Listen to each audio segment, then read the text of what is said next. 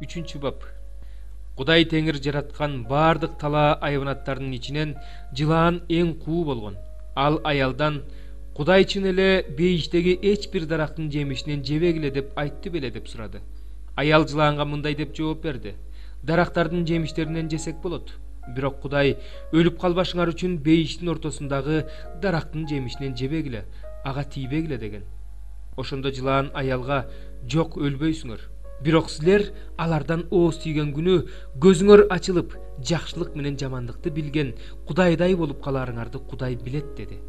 Аял дарактын жемишинин жегенге жакшы экенин, көзгө сүйкүм экенин көрдү. Ал билим бергендиктен аялды өзүнө тартып турду. Аял анын жемишинен алып жеди, анан күйөөсүнө да берди. Ал да жеди. Ошондо экөөнүн тең көздөрү ачылып, өздөрүнүн жылаңач экенин билишти да, анжир жалбырактарын бириктирип тигип, өздөрүнө алжапкыч жасап алышты. Күн салкын болуп турганда бактын ичинде басып жүргөн Кудай Теңирдин үнүн угуп, адам менен аялы Кудай Теңирдин жүзүнөн качып, бактагы дарактардын арасына жашынып калышты. Ошондо Кудай Теңир адамды: "Сен кайдасың?" деп чакырды. Адам: "Бактан сенин үнүңдү угуп, коркуп кеттим, анткени мен жылаңачмын, ошондуктан жашынып калдым" деди. Кудай андан: "Сенин жылаңач экениңди сага ким айтты? Мен сага жегенге тыюу салган дарактын жемишинен жедиңби?" деп сурады. Ошондо адам: "Сен берген аял мага дарактын жемишинен берди, мен жедим" деп жооп берди. Анан Кудай Теңир аялдан: "Бул эмне кылганың?" деп сурады. "Мени жылаан азгырды, ошондуктан мен жедим" деп жооп берди аял. Ошондо Кудай Теңир жылаанга мындай деди: "Ушуну кылганың үчүн бардык жаныбарлардын, талаадагы бардык айванаттардын ичинен сага каргыш тийсин. Сен эми бооруң менен жылып, өмүрүң өткөнчө топурак жейсиң. Аял экөөңөрдүн ортоңорго, экөөңөрдүн тукумуңардын ортосуна кастык коем. Аялдын тукуму сенин башыңды жанчыйт, сен болсо анын согончогун чагасың." Аялга болсо мындай деди: "Кош бойлуу кезиңде кайгыңды көбөйткөндөн көбөйтөм, балдарыңды ооруп төрөйсүң, күйөөңө тартылып турасың, ал сага үстөмдүк кылат." Адамга болсо мындай деди: "Аялыңды угуп, андан жебе деп, мен сага осуят кылган дарактын жемишинен жегениң үчүн сен үчүн жер каргышка калды. Сен эми өмүрүң өткөнчө жерден азап менен азыктанасың. Жер сен үчүн тикенек, отоо чөп өстүрүп чыгарат. Талаа өсүмдүктөрү менен азыктанасың. Өзүң алынган жерге кайра барганыңча, маңдай териң менен нан таап жейсиң. Анткени сен топураксың, топуракка кайра барасың."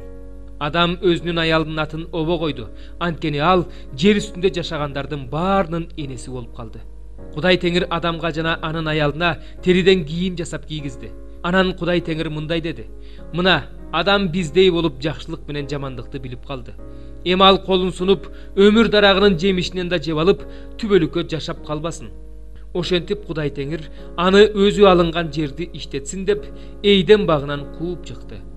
Адамды кууп чыккандан кийин чыгыштагы Эйден багынын жанына өмүр дарагына баруучу жолду кайтаруу үчүн керупту жана айланып турган оттуу кылычты коюп койду. 3 Бир нече жылдан кийин чөмүлдүрүүчү Жакан келип, Жүйүт жериндеги ээн талаада мындай деп жар сала баштады: "Тобо кылгыла, анткени асман падышачылыгы жакындап калды. Жакан жөнүндө Ишая пайгамбар: Теңирге жол даярдагыла, ал үчүн жолду түздөгүлө деп ээн талаада жар салган үн угулат" деп айткан. Жакан болсо төөнүн жүнүнөн кийим кийип, белине кайыш кур курчанып жүрчү. Жегени чегиртке менен жапайы бал эле. Ошондо Иерусалимдеги, Жүйүт аймагындагы жана Иордан дарыясынын айланасындагы элдин баары ага келип, күнөөлөрүн моюндарына алып, ачык айтып жатышты. Жакан аларды Иордан дарыясында сууга чөмүлдүрүп жатты. Чөмүлдүрүлүү үчүн келе жаткан бир топ фарисейлер менен садукейлерди көргөндө Жакан мындай деди: "Жылаан тукумдары, Кудайдын келечектеги каарынан качып кутулууну силерге ким айтты? Тобо кылганыңарды иштериңер аркылуу көрсөткүлө. Биздин атабыз Ибрайым деп ойлобойлу койгула. Силерге айтып коеюн, Кудай Ибрайымга мына бул таштардан да балдарды жаратып бере алат. Балта дарактардын тамырынын жанына коюлган. Демек, жакшы жемиш бербеген ар бир дарак кыйылып, отко ыргытылат. Мен силерди тобо кылуу чөмүлдүрүүсү менен сууга чөмүлдүрүп жатам. Бирок менин артымдан келе жаткан менден күчтүү. Мен анын бут кийимин көтөрүп жүрүүгө да татыксызмын. Ал силерди ыйык рухка жана отко чөмүлдүрөт. Анын күрөгү өз колунда, Ал өз кырманын тазалап, буудайын кампага жыйнайт, ал эми саманды өчпөс отко салат. Ошондо Ыйса жакан тарабынан сууга чөмүлдүрүү үчүн Галилеядан Иорданга келди. Жакан аны токтотуп, «Мени сен чөмүлдүрүшүң керек эле, а сен болсо мага келе жатасыңбы?» деди. Бирок Ыйса ага «Азыр ушундай кылууга жол бер, анткени ар бир адилеттүү ишти ушундайча аткарышыбыз керек» деп жооп берди. Ошондо жакан ага жол берди. Чөмүлдүрлөрү менен Ыйса суудан чыкты. Ошол учурда жакан асмандын ачылганын жана Кудайдын рухунун көгүчкөн сыяктуу ага түшүп келе жатканын, анын үстүнө түшкөнүн көрдү. Ошондо асмандан «Бул менин сүйүктүү уулум, мен ага ыраазымын» деген үн угулду. 3 бөлүм. 7 ай болгондо бүт Исраил уулдары шаарларынан Иерусалимге келишти. Алар бир кишидей чогулушту. Жотсадактын уулу Жешуя, анын ыйык кызмат кылуучу бир туугандары, Шалтиел уулу Зоробабыл, анын бир туугандары ордунан турушту да, Кудайдын кулу Мусанын мыйзамында жазылгандай, бүтүндөй өрттөлүүчү курмандык алып келиш үчүн Исраил Кудайына арнап курмандык чалынуучу жай курушту. Алар башка элдерден корккондуктан курмандык чалынуучу жайды мурунку ордуна курушту да, Кудайга арнап ар күнү эртең менен жана кечинде бүтүндөй өрттөлүүчү курмандык чалып турушту. Алар мыйзам боюнча алачык майрамын өткөрүшүп, дайыма чалынуучу бүтүндөй өрттөлүүчү курмандыкты ар бир күндүн мыйзамы боюнча белгиленген санда чалып турушту. Ошондон кийин Теңирге арналган бардык майрамдарда, ай жаңырганда дайыма чалынуучу бүтүндөй өрттөлүүчү курмандыкты өрттөп турушту. Ар ким өз ыктыяры менен Теңирге арнап тартууларын берип турушту. 7 айдын 1 эле күнүнөн баштап Теңирге арнап бүтүндөй өрттөлүүчү курмандыктарды өрттөй башташты. Бирок Теңирдин ибадатканасынын пайдубалы койла элек болчу.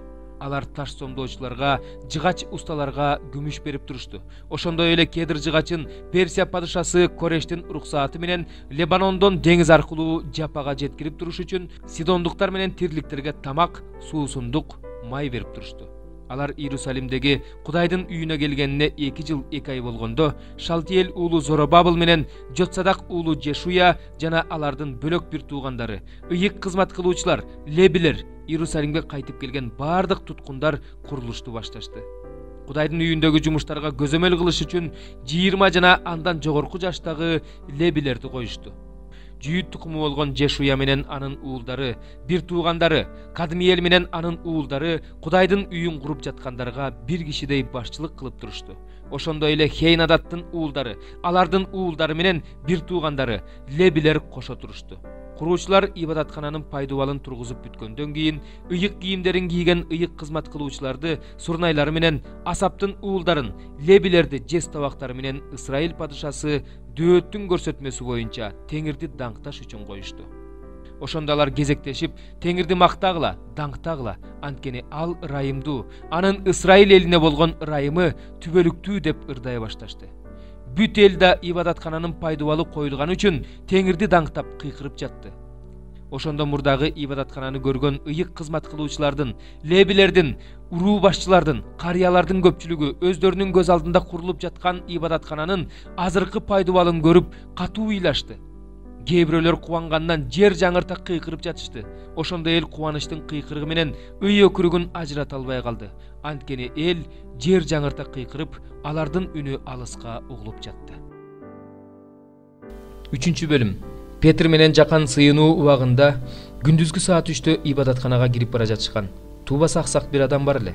Ибадатканага кирип бара жаткандардан кайыр сурасын деп аны күн сайын көтөрүп келишип, ибадаткананын кооз эшик деп аталган эшигинин алдына отургузуп коюшчу. Ал ибадатканага кирип бара жаткан Петр менен Жаканды көрүп, алардан кайыр сурады. Петр менен Жакан ага көңүл коюп карашты. Анан Петр ага «Бизди карачы» деди. Ал адам алардан бир нерсе алам деген үмүт менен аларды тиктеп калды. Бирок Петр ага «Менде алтын күмүш жок, бирок эмнем бар болсо, ошону сага беремин. Назареттик Иса Машаяктын атынан буйрук кыламын, ордуңан туруп, бас» деди. Анан аны оң колунан алып, ордунан турууга жардам берди. Ошол учурда анын таманы менен тизелерине күч кирди. Ал ордунан ыргып туруп баса баштады. Секирип, Кудайды даңктап, алар менен бирге ибадатканага кирди. Бүт эл анын басып жүргөнүн жана Кудайды даңктап жатканын көрдү. Алар анын ибадаткананын кооз эшик деп аталган эшигинин алдында кайыр сурап отурган адам экендигин таанышты. Анын басып жүргөнүн көрүшкөндө үрөйлөрү учуп, аябай таң калышты. Айыгып калган бул аксак киши Петр менен Жакандын жанынан кетпегендиктен айран таң калган бүт эл алардын жанына Сулаймандын үйү деп аталган кире бериш бөлмөгө тез эле чогулуп калды. Петр муну көргөндө элге кайрылып мындай деди: Исраил эркектери, буга эмне таң калып жатасыңар? Биз аны өзүбүздүн күчүбүз же такыбаалыгыбыз менен бастыргансып, бизди эмне карайсыңар? Ибраимдин, Исхактын жана Жакыптын Кудайы, ата бабаларыбыздын Кудайы өзүнүн уулу Исаны даңктады. Силер аны душмандын колуна салып бердиңер. Пилат аны бошотмокчу болгондо, силер андан Пилаттын алдында баш тарттыңар. Силер ыйык жана адил адамдан баш тарттыңар да киши өлтүргүчтү бошотуп берүүнү талап кылдыңар. Ал эми өмүр башчысын өлтүрдүңөр. Бирок аны Кудай тирилтти. Анын тирилгенине биз күбөбүз. Өзүнө болгон ишеним үчүн ал силер көрүп жана таанып турган бул адамга күч берди. Ал берген ишеним менен баарыңардын көз алдыңарда бул адам оорусунан айыкты. Агайын туугандар, силер да башчыларыңар да ал ишти билбестиктен кылганыңарды билем. Кудай болсо өзүнүн бардык пайгамбарлар аркылуу Машаяктын азап тартаары жөнүндө алдын ала кандай айтса, ошондой ишке ашырды. Ошондуктан күнөөлөрүңөрдүн кечирилиши үчүн тобо кылгыла, Кудайга кайрылгыла. Ошондо силерге Теңирден кубанычтуу мезгилдер келет. Ал силерге алдын ала дайындалган Иса Машаякты жиберет.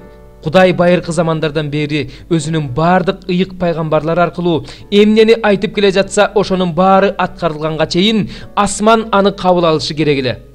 Муса ата бабаларыбызга мындай деген: Кудай Теңириңер силерге бир туугандарыңардын ичинен мен сыяктуу бир пайгамбарды чыгарат. Анын силерге айткандарынын баарын уккула. Ал пайгамбарды укпаган ар бир адам эл арасынан жок кылынат. Бүт пайгамбарлар, Шамуэл пайгамбар жана андан кийинки пайгамбарлар, алардын кимиси гана сүйлөбөсүн, бардыгы бул күндөр жөнүндө алдын ала айтышкан. Силер пайгамбарлардын уулдарысыңар жана келишимдин мурасчыларысыңар. Анткени Кудай Ибраим пайгамбарга жер үстүндөгү бардык элдер сенин тукумуң аркылуу баталат деп силердин ата бабаларыңар менен келишим түзгөн. Кудай ар бириңерди жаман иштериңерден буруп силерге бата бериш үчүн өзүнүн уулу Исаны тирилтип, аны биринчи силерге жиберди.